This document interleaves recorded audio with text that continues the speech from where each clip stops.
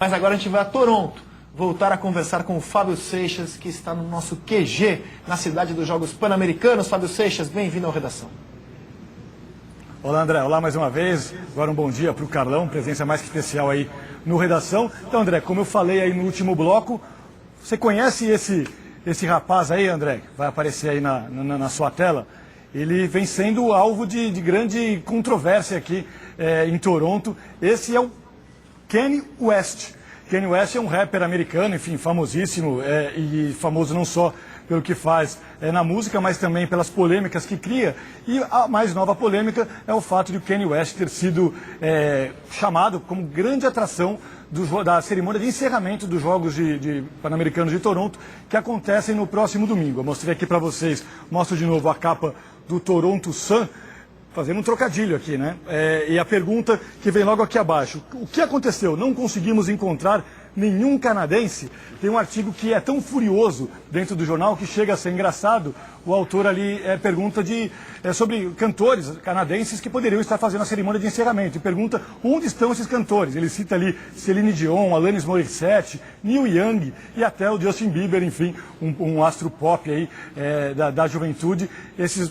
Todos esses artistas poderiam estar na cerimônia de encerramento, segundo os canadenses, mas a organização dos Jogos preferiu um rapper americano. Foi criado até, André, uma petição online, um abaixo-assinado online, né? Isso está muito na moda hoje em dia, um abaixo-assinado online para que as pessoas ali tentem demover a organização dos Jogos Pan-Americanos dessa decisão de ter o Kanye West cantando na cerimônia de encerramento, e já são mais de 30 mil assinaturas. A gente tem até aí uma reportagem que saiu no site da CBC, que é a principal emissora de televisão aqui do Canadá, anunciando que já são mais de 30 mil pessoas pedindo para que o Kanye West não cante na cerimônia de encerramento. Enfim, uma polêmica ali fora das quadras, né, fora dos campos, que ganhou as páginas dos jornais nos últimos dias, André. O Tim Vicker vai assinar também pedindo Justin Bieber, de quem é grande fã, né, Tim? Eu imaginei. Minha geração. Imaginei. Já passei 50. Mas essas competições sempre têm essas polêmicas nonsense, fora da esfera esportiva. Agora, Fábio Seixas, essa polêmica aqui na esfera esportiva é muito interessante. O Globoesporte.com fez matéria sobre ela, a gente aqui do canal Campeão já tinha feito também. Essa lutadora de taekwondo, a Iris Singh, ela tem hoje 24 anos. Quando ela tinha 15 anos, segundo o que eu estava lendo ali no Globoesporte.com, ela saiu de casa porque a mãe não aceitava que ela fosse lutadora de taekwondo. Não aceitava. E ela foi morar hoje com o técnico dela. E a gente tem até imagens que a nossa reportagem fez dela treinando na garagem do técnico dela. E é importante, quando a gente mostra uma medalha de bronze, como aquela conquistou ontem na categoria até 49 quilos, lembrar tudo que ela passou para chegar lá. E ela é a quarta do ranking mundial, a esperança de medalha olímpica ano que vem. Ela ainda tem contato com a mãe, segundo eu li no Globoesporte.com. Mas, Carlão, olha que história. Olha onde ela treina uma das melhores atletas do mundo de taekwondo. Ela perseverou, né? Acreditou no potencial dela, na paixão pelo esporte. Isso aconteceu um pouco comigo também, porque eu eu jogava voleibol amador, né? Amadoristicamente em Fortaleza. Recebi um convite, né, mas meus pais também não quiseram, né, principalmente minha mãe. Achava que não era o ideal, eu tinha que concluir a minha faculdade. Né, enfim, meu pai foi convencido por um amigo que jogava voleibol para deixar eu seguir a minha vida e tentar conquistar o meu espaço. Mas você tem só que dar os parabéns, né, principalmente pela perseverança que ela teve, força de vontade. E você só chega em alto rendimento, né? Você consegue conquistar alguma coisa na vida, não só no esporte, né? Se você realmente acreditar em você, né? Porque nesse caminho vão existir muitas críticas, né? Muitos percalços, muitos problemas, né? E você tem que saber superar.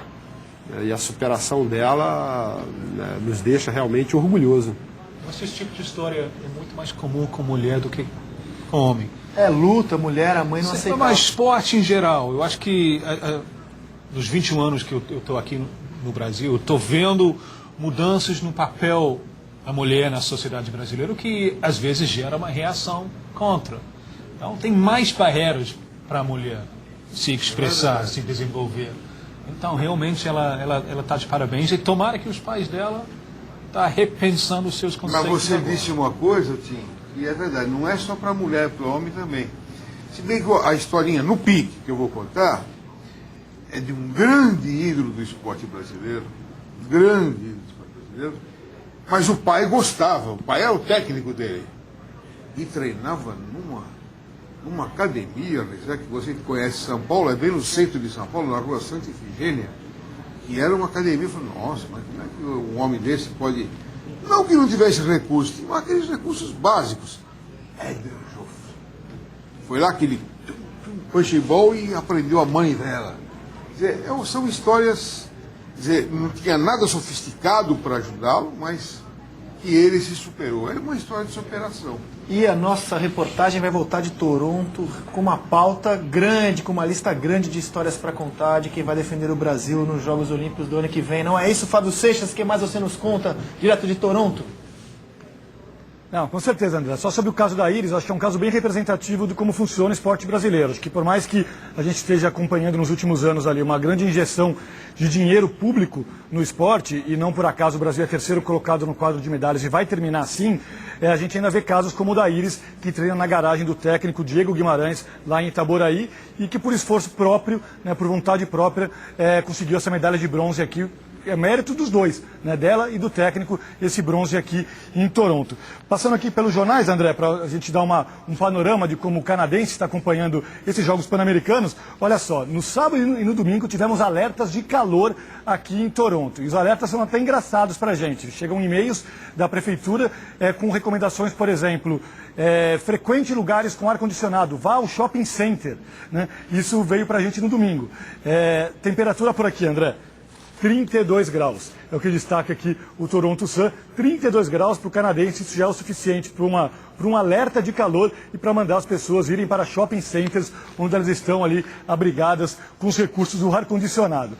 Passando ainda, continuando aqui pelos jornais canadenses, também no Toronto Sun.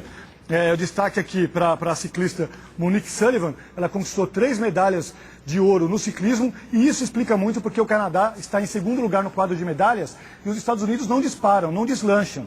O Canadá conseguiu muitas medalhas em provas em que ele vai muito bem, foi até um acerto ali, um arranjo na organização dos Jogos. O Canadá puxou para antes dos Jogos, para a primeira metade dos Jogos, provas em que ele vai muito bem, canoagem, ciclismo, nado sincronizado, e aí o Canadá conseguiu uma dianteira. Os Estados Unidos superaram o Canadá anteontem, mas agora o Canadá está em segundo ainda, bem próximo dos Estados Unidos. E para terminar aqui, uma manchete sobre o futebol feminino, né? Obrigado, Equador. Isso porque no futebol feminino o Brasil ontem ganhou do Canadá por 2-0, mas na partida anterior o Equador venceu a Costa Rica e com isso o Canadá conseguiu a classificação para as semifinais, está ainda na luta por uma medalha. O Canadá que hoje... Essa é a grande atração do dia. O Canadá hoje enfrenta os Estados Unidos na disputa pela medalha de ouro no basquete. Ontem foi um jogaço no basquete feminino entre Estados Unidos e Cuba. Acho que foi o melhor jogo até agora em termos de emoção desses Jogos Pan-Americanos. 65-64 para os Estados Unidos na última bola do jogo, e hoje a final entre Canadá e Estados Unidos aqui em Toronto no basquete feminino, que tem tudo para ser um jogaço também, André. Valeu, Fábio. Grande abraço a você, a toda a nossa equipe em Toronto. Até a próxima.